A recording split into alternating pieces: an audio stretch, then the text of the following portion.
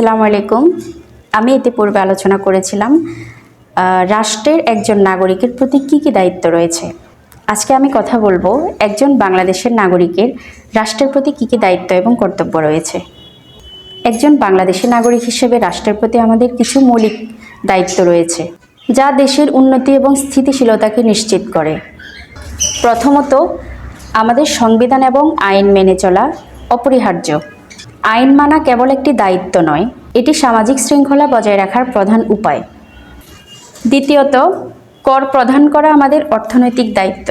এটি রাষ্ট্রের উন্নয়ন কর্মকাণ্ড, শিক্ষা, স্বাস্থ্য এবং অবকাঠামো উন্নয়নে সহায়তা করে।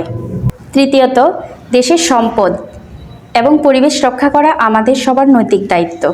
প্রাকৃতিক সম্পদের সঠিক ব্যবহার এবং পরিবেশ সংরক্ষণ ভবিষ্যৎ প্রজন্মের জন্য অত্যন্ত গুরুত্বপূর্ণ। এছাড়াও রাষ্ট্রের সুনাম অক্ষুণ্ণ রাখা এবং জাতীয় ঐক্য এবং সংহতি বজায় রাখা প্রতিটি নাগরিকের কর্তব্য। অবশেষে, ভোট দেওয়া এবং সঠিক নেতৃত্ব নির্বাচন করার মাধ্যমে গণতন্ত্রকে সমৃদ্ধ করা আমাদের অন্যতম গুরুত্বপূর্ণ দায়িত্ব। সুতরাং, নাগরিক হিসেবে আমাদের দায়িত্ব পালনেই একটি উন্নত ও সমৃদ্ধ বাংলাদেশ গড়তে সহায়ক। ধন্যবাদ সবাইকে। ভালো থাকুন, সুস্থ থাকুন। দেখা হবে পরবর্তী ভিডিওতে।